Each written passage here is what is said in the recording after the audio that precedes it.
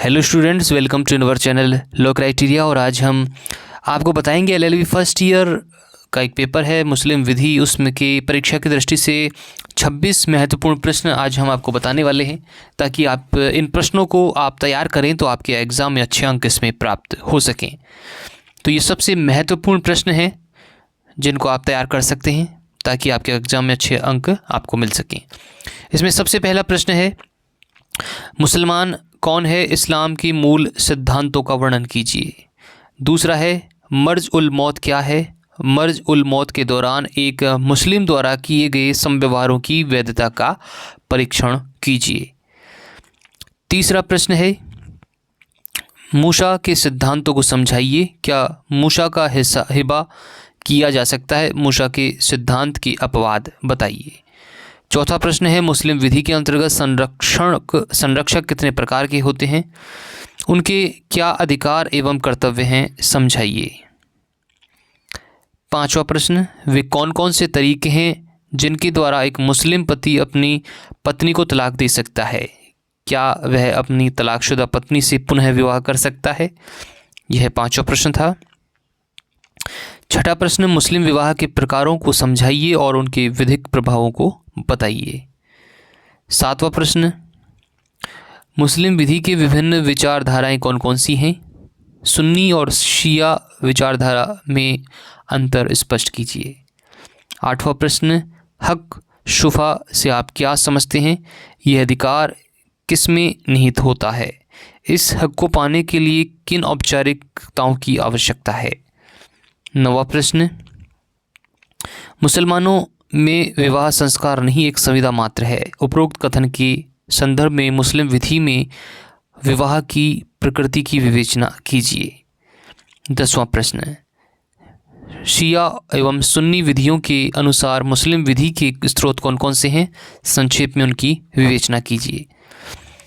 11वां प्रश्न, एक वैध वसीयत के आवश्यक तत्व क्या हैं, क्या एक अजन्मे शिशु को वसीयत की जा सकती है। 12वां प्रश्न, हिबा क्या है, इसकी आवश्यक शर्तें क्या हैं, समझाइए, यह कब अखंडनीय होती है। 13वां प्रश्न, मेहर क्या है, यह कितने प्रकार की होती है, मेहर की राशि कब देय होती है। 14वां प्रश्न, मुस्लिम विधि के अंतर्गत भरण पोषण पाने के अधिकारी कौन कौन हैं, उनके अधिकार और कर्तव्यों की विवेचना कीजिए। 15वां प्रश्न, वक्फ कितने प्रकार की होती हैं, वक्फ औलाद का विवेचन किसी विख्यात निर्णीतवाद के संदर्भ में कीजिए। 16वां प्रश्न, मुस्लिम विधि के अंतर्गत उत्तराधिकार विरासत के सामान्य नियमों का उल्लेख कीजिए। 17वां प्रश्न, धर्मजता की अभिस्वीकृति क्या है, एक विधिमान्य अभिस्वीकृति की शर्तों का उल्लेख कीजिए। 18वां प्रश्न, किन परिस्थितियों में एक मुस्लिम पत्नी अपनी विवाह विच्छेद की डिग्री प्राप्त कर सकती है। 19वां प्रश्न, मेहर की प्रकृति की व्याख्या कीजिए, अपने मेहर के एवज में अपने पति की संपदा पर कब्जा बनाए रखने हेतु मुस्लिम विधवा की अधिकार की प्रकृति एवं सीमा की विवेचना कीजिए।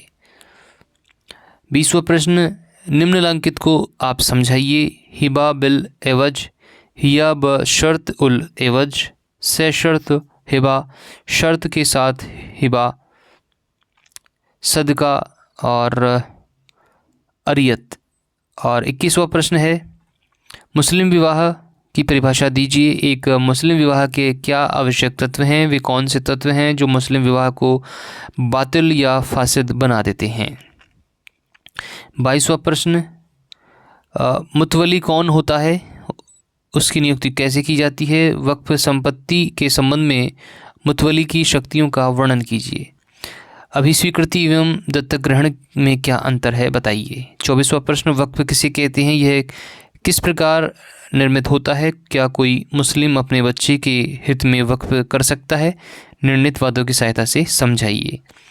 25वां प्रश्न, विवाह विच्छेद के विभिन्न तरीके बताइए और उन्हें समझाइए। 26वां प्रश्न, दाम्पत्य अधिकारों की पुनर्स्थापना की डिक्री कब पारित की जा सकती है।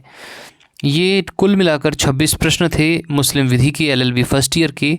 आप इनको तैयार करेंगे तो आपके अच्छे अंक एग्ज़ाम में आएंगे।